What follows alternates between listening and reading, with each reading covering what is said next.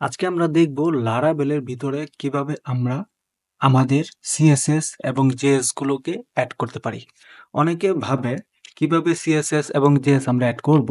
এটা খুব কঠিন কিছু না, আমরা হয়তো চর্চার কারণে এই জিনিসটা ঠিকঠাক মতো পারি না, কিন্তু সত্যি কথা বলতে গেলে খুব ইজি একটা ব্যাপার, এটা আমরা ইচ্ছা করলে পারবো।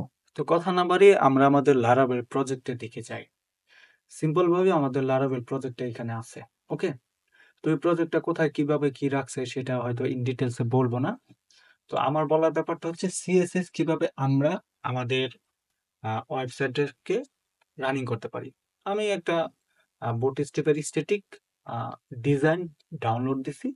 ডাউনলোড দেওয়ার পর এখানে হচ্ছে এই যেগুলো আছে ইন্ডেক্স ফাইলটাকে আমি কোথায় রাখছি, আমার হোম ব্লেডে রাখছি, সব পুরোটা রাখছি। কিন্তু রাখার পরে ব্যাপারটা হয়েছে কি, আমার তো সিএসএস গুলো ছিল এইভাবে। একটু যদি এটাকে দেখাই, আমার যে ছিল এই যে এগুলা ছাড়া। হুম, আমার যে ছিল এগুলা ছাড়া, এই যে এটা ছাড়া জাস্ট এই কোটেশনের ভিতরে যে ছিল সেম সিএসএস একই পদ্ধতি এইভাবে ছিল, বাট আমি সিএসএস কে চেঞ্জ করছি। এই যে দেখেন এইভাবে ছিল আমার সিএসএস টা, এইভাবে ছিল, কোনো কিছু স্টার ছিল না। তো এইভাবে সিএসএস যদি থাকে, এটা তো মোটামুটি আপনার কি বলা যায়, অ্যাকচুয়ালি এটাকে বলা যেতে পারে যে এখানে স্টাইল স্টাইল আছে তো। ওকে ডান। এই দেখেন এই যে এই ব্যাপারটা এখানে আছে, পুরোটা এখানে রাখি সিএসএস রেফারেল, এই যে দিলাম, দেখেন এইভাবে আছে সিএসএস। তো এইভাবে যদি সিএসএস থাকে, তাহলে আপনার বেলা আপনি সিএসএস কিভাবে রাখবেন সেটা তো জানা বিষয়, তাই না? আচ্ছা, তো এর জন্য আহ লারাবেল আমাদেরকে একটা কি বলে হেল্পার দিছে। হেল্পার মানে কি, যার সাহায্যে আমরা আমাদের এই প্রজেক্টটাকে ঠিক করতে পারবো। এটা খুব কঠিন কিছু না। আমরা যদি পূর্বের আহ, আমাদের ইনস্ট্রাকশনে যাই, তাহলে গিয়ে দেখবো যে এখানে একটা অপশন আছে, সেটা নাম হচ্ছে অ্যাসেট। ওকে, তো আমরা মোট কথা আমাদের যে কি বলে পাবলিক, যেহেতু এখন লারাবেল 11 এর কথা বলতেছি, আমরা 11 এর সিরিজ বানাচ্ছি। এখানে এই যে অ্যাসেট, হুম, অ্যাসেট বলতে হচ্ছে সিএসএস এবং জিএসটাকে আমরা এই যে পাবলিক ফোল্ডারের ভিতরে এখানে রেখে দিলাম। ঠিক আছে, যা আছে হুবহু এখানে জাস্ট ছেড়ে দিলাম এই ফোল্ডারের উপর, তখন চলে আসলো। এখন সমস্যাটা হয়েছে কি, আমার তো সিএসএস সে পাচ্ছে না, তাই না? এখন কিন্তু সিএসএস পাচ্ছে, এখন দেখেন সিএসএস নাই।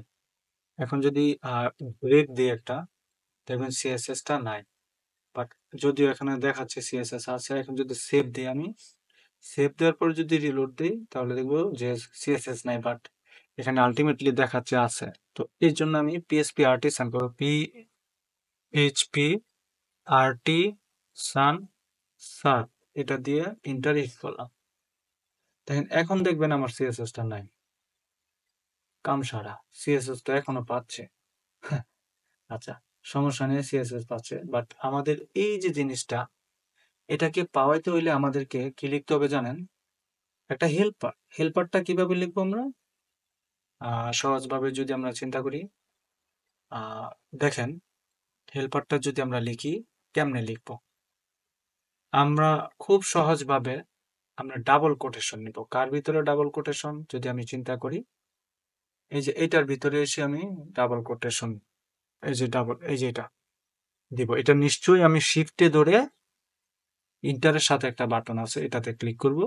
করার পরে এখানে লিখবো অ্যাসেট, লেখার পরে ফার্স্ট ব্রেকেট দিব, দেওয়ার পরে সিঙ্গেল কোটেশন দেব। সিঙ্গেল কোটেশনের ভিতরে আমার এই যে সিএসএস ফাইলটাকে এখানে রেখে দিলাম। ঠিক আছে, শেষ। সিএসএস পাইয়ে গেল। এখন জেএসএস এর যদি যাই, সেম পদ্ধতি। জেএসএস যাই, জেএসএ যাওয়ার পরে এই যে দিলাম, তারপরে অ্যাসেট, বানানটা মনে রাখতে হবে, অ্যাসেট দেওয়ার পরে সিঙ্গেল কোটেশন। সিঙ্গেল কোটেশনের ভিতরে আমি এই লিঙ্কটাকে বসাই দিব। এখন ব্যাপারটা হচ্ছে এই যে লিঙ্কটা, এখানে একটু বোঝার ব্যাপার। এই যে লিঙ্কটা, এই লিঙ্কটা যে পাবলিক ফোল্ডারের ভিতরে আছে, সেইটা কিভাবে বুঝলে? এখানে তো পাবলিকের কোনো নাম নাই, পাবলিক তো উল্লেখ নাই, তাই না?